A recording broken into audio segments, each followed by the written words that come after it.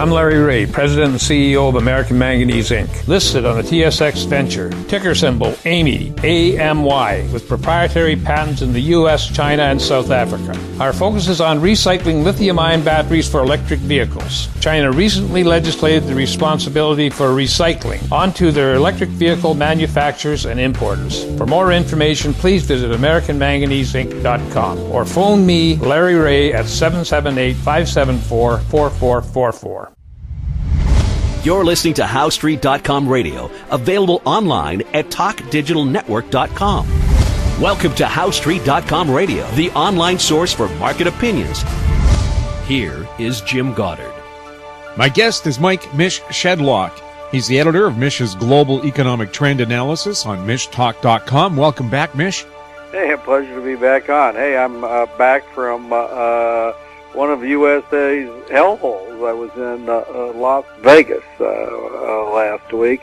Fortunately, Liz, my wife, was there on a business trip. I took a hiatus to the north rim of the Grand Canyon, where I was at for most of the time. And but on the weekend, I was back in Las Vegas to meet up with her and fly home for a couple of days. And I'm telling you, it's like 116 degrees hot and crowded as hell. I can't believe the attraction. What is the attraction to Las Vegas? Everything is overpriced. We got directions to go to one place for a piano bar.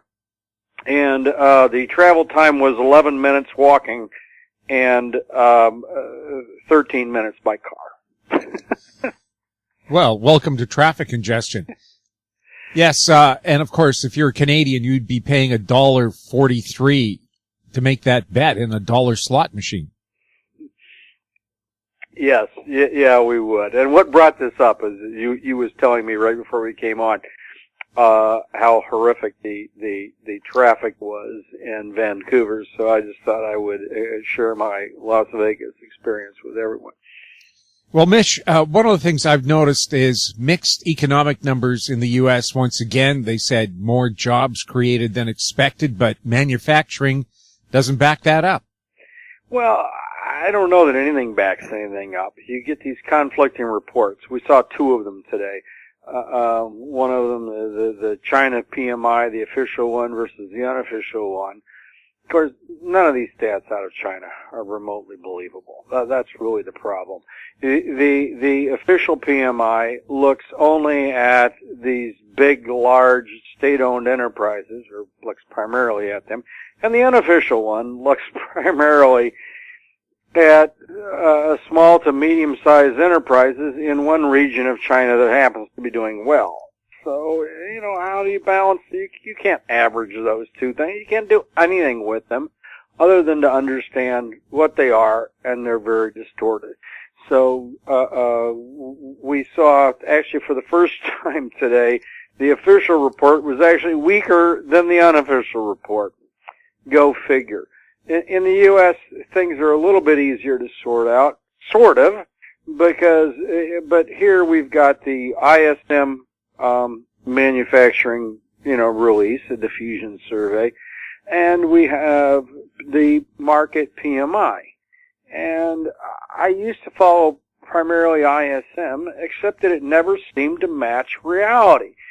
The chief economist for market came out for the last, actually 2 months, and said he thought that GDP was tracking about 1%. It looked reasonable to me. It's what I thought.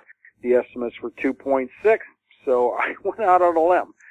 I predicted 0.8%, which was a pretty good prediction, given it came in at 1.1, and last quarter was revised down from 1.1 to 0.8. So I think I nailed it.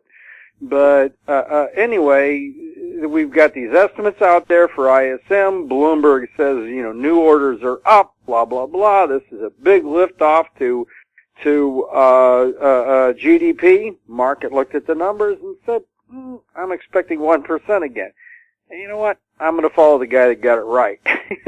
So that's how I'm looking at things there, Jim. Well, at the start of every year, the government predicts 2.9% growth, and then by the middle of the year, it's 1.5%. And what do we usually get by the end of the year?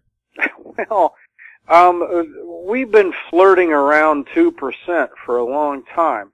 However, the last 3 quarters were something like 0.9, 0.8, and 1.1. So we're averaging for 3 quarters under 1%, if my math is correct here, or if my numbers are correct. Call it 1 if you want to be generous. And the Fed is supposed to hike into this? I mean, what are these people drinking? That's what I'm wondering. Of course, we have the mythical, second quarter, comeback. Guess what? It didn't happen, or second half comeback. I don't think so, Jim. And the reason is they've revised their GDP methodology to give a boost to fourth and first quarter GDPs because they've been running weak. And despite that boost, we could only, and which is at the expense actually of second and third, we've only seen 1.1% in the last quarter, and only 0.8 despite that boost in the first quarter. So this economy is running out of steam, Jim. Revised methodology. Well, remember when W took the inflation figures and removed housing and fuel prices from that, or energy, saying they were too volatile. So of course that's what gives us 2%. But in reality, housing prices in Vancouver have gone up 38% in the past year. Yeah. We've seen the same thing here that they've removed in the U.S. I don't know about Canada, but we've removed home prices from the CPI. Instead, we've replaced it by owner's equivalent rent, which is a preposterous survey in which they actually asked people how much they would rent their own houses from themselves if they were to rent their own houses from themselves. Seriously, that's how ridiculous this all is. They also do measure, in addition to that, actual rents, but with half the people more owning their own home. Half of this is guesses of what people think that they would rent their own house from themselves from. It's totally absurd, but that's what we do. And you know what? And rent prices and home prices aren't going up much in Danville, Illinois, or Hoopeston, Illinois, or any countless number of small farm towns across the U.S. But guess what? In places where people live, rents are going bonkers in San Francisco and places in California. And they think they can average this all out and come up to some number. Well, it's nuts, because everyone's personal CPI is a lot different. And I don't know, some people tell me that they think their prices are going up 30% a year. Well, maybe they are. If someone is factoring in a monstrous increase in Obamacare, and some people have been hit with those premiums, what? Maybe CPI is running hot. So you just can't take these things, average it, and smooth it all out and expect it to work. I don't believe they can measure prices properly in the first place. And also, too, when they said jobs were better than expected, 90% of those jobs went to people 55 or older who are making minimum wage. Is that anything to brag about? Pretty much true. I mean, those figures get distorted.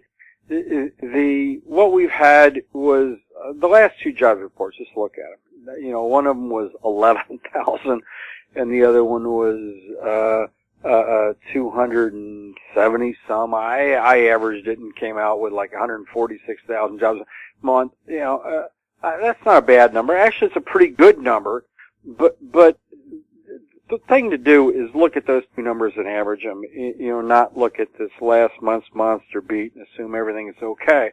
For all I know, the last month was an outlier. The first month, 2 months ago, might have been an outlier.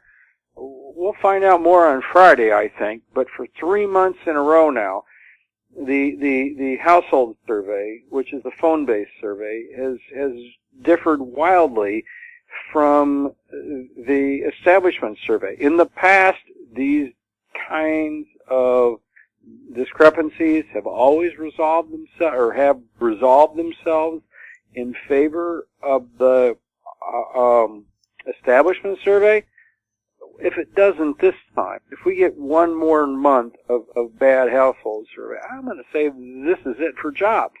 We'll see. We'll find out Friday. We'll have more with Mike Shedlock right after the break. Gem International is a new diamond explorer in the richest diamond producing country in Africa, located next to the fourth largest producing diamond mine in the world. International Spotlight is on an 1109 carat diamond recently discovered in Africa by a fellow Canadian junior with a proven operator and finance team. Gem International trades on the TSX Venture Exchange, symbol GI. Visit us at gemdiamondmining.com. Welcome back. We're speaking with Mike Shedlock. Mish, how bad is the European banking crisis? I hear Italy is pretty close to collapsing. Well, I think the whole banking system in Europe is on the verge of collapse. I want to go back and finish a point here. I'll go back to Europe, but first let's talk about the employment situation. In the U.S., there's two surveys. One of them is an establishment survey of businesses, where businesses say they hired X number of people. And the problem with that is it doesn't weed out duplicates. So if someone works a part-time job and takes a second job, they're double counted. And the household survey corrects for that, but it has its own problems too. So the question is which one's leading, which one's lagging. And the unemployment numbers are based off of the household survey. They ask people, are you working? Did you look for a job? And if the person says, yeah, they looked for a job, then they say, well, how did you look? And if the person says they read ads on Monster, ding, that doesn't count. They actually had to submit a resume to somewhere or have an interview to qualify for looking for a job. So we've got various distortions in both surveys, and both of them need to be taken with a grain of salt. Meanwhile, back in Europe, the last Friday, the Italy announced that it had worked out a rescue plan for the Italian banking systems. Hallelujah! It was based off of 5 billion euros. Of which a couple billion of that was going to be poured into the bank Monte dei Paschi, which has 50 billion euros of problem loans. Somehow 2 billion of capital is supposed to cure a 50 billion hole in non-performing loans. And then overall there's on the order of 300 billion. These numbers keep varying, in non-performing loans in Italy, of which 5 billion is supposed to cure the whole thing. Well, I don't believe it. The market doesn't believe it. There was a short surge on Friday when they announced this. All the bank shares rallied. Then on Monday and Tuesday they collapsed again. And some of these things are amazing. The Bank of Monte dei Paschi is down 99%, from 2007. Commerzbank, a German bank, we're outside of Italy now, down 98%. Deutsche Bank down 90%.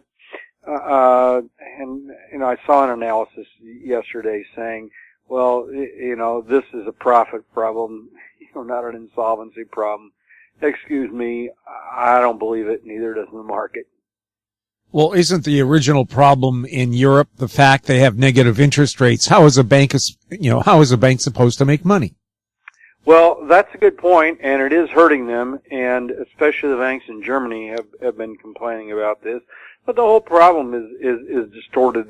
The interest rate that's suitable for Spain is not the same one that's suitable for France, or the same one suitable for any of these countries, Greece, whatever. It's a fundamental flaw of Europe from the beginning. Germany benefited from the euro, And the irony of all of this is, and at the expense of the other nations, and the irony of all is when Germany went to reunite a couple decades ago, East and West Germany, France, one of the alleged prices that Germany had to pay for the other nations to agree to allow this to happen. Remember, we had troops there. Was that Germany would agree to enter the euro, and it's Germany's benefited at the expense of everyone else, but payback's coming as soon as Italy or Spain or Greece or someone finally decides they've had enough of this austerity and leaves the eurozone. Well, Britain then probably made the right decision to get out. Britain certainly made the right decision to not go on the EU. They would have had an extremely difficult time getting out had they done that. And now they've just said to hell with the whole thing, and they're getting out of the EU. There's all this talk about how it's negatively impacted them, perhaps in the short run, but in the long run, it's a good thing. It's a disaster negotiating a trade deal with the EU. Why? Because 27 freaking nations have to approve the goddamn thing before it goes through. So the UK is much better off on its own accord, saying, you know what? And that's the problem with all of these agreements. This Trans-Pacific Partnership that Obama wants to kick through, got all these Asian nations in on it. Everything, a lot of the facts were hidden for years about what was really in there. Got a 5,000-page bill, that Obama wants to put through, and only 20% of it has anything to do with trade agreements. The rest is stuff that's only going to benefit lawyers and corporations at the expense of taxpayers. It's mad. I'm against TPP for completely different reasons than Bernie Sanders, than Donald Trump, and Hillary Clinton. They're all against TPP. The only person for it that I can figure out is President Obama. Everyone else is against it. They're thinking because free trade's bad, I'm against it because it ain't about free trade. Well, it does things like allow corporations to sue a country if their environmental rules hurt that company's profits. Environmental rules or anything. Let's say Australia passes a law on cigarettes and wants to put sterner warnings on cigarette labels than say the U.S. Philip Morris or any cigarette manufacturer can now sue Australia over lost profits coming from these things, and it's a consortium of lawyers appointed by God knows who that actually sit on these panels that actually make these decisions. Guess how they're going to decide. That is the big reason why I'm against this thing, but there's a whole score of reasons. Well, what are some of the other reasons? Well, Obama loaded it up with environmental nonsense about global warming, and plus it's 5,000 words long, 5,000 pages long, written in a fashion that no one really understands except the lawyers who wrote it. I believe a simple free trade agreement would consist of precisely one paragraph, effective immediately. All subsidies and all tariffs are removed. That's what we need in a free trade agreement, not 5,000 pages that no one can understand except for the person that put it in there, filled with a bunch of nonsense, allowing corporations to sue governments, and stuff on global warming that's totally nonsensical. Moving on to energy, has oil seen its last bright days? I don't know.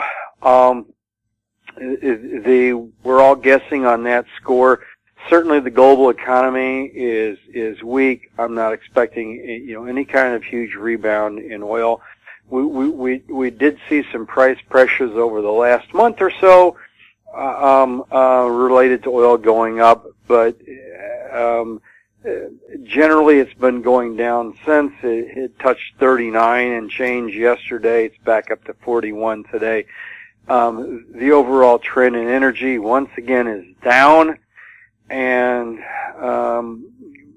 generally that has not been suggestive of an economy that's at all strengthening. Mish, thank you so much for chatting with us, and we'll talk to you again in 2 weeks. Pleasure to be on, and we'll catch you in 2. My guest has been Mike Mish Shedlock, editor of Mish's Global Economic Trend Analysis on mishtalk.com. You're listening to HowStreet.com Radio. Find us on Twitter at TalkDigitalNet. Our YouTube channel is Talk Digital Network. Questions for the show can be sent to info@HowStreet.com. I'm Jim Goddard. Thanks for listening. Comments made on HowStreet.com Radio are an expression of opinion only and should not be construed in any matter whatsoever as recommendations to buy or sell any financial instrument at any time. Available online at TalkDigitalNetwork.com. HowStreet.com Radio is a production of HowStreet Media Incorporated.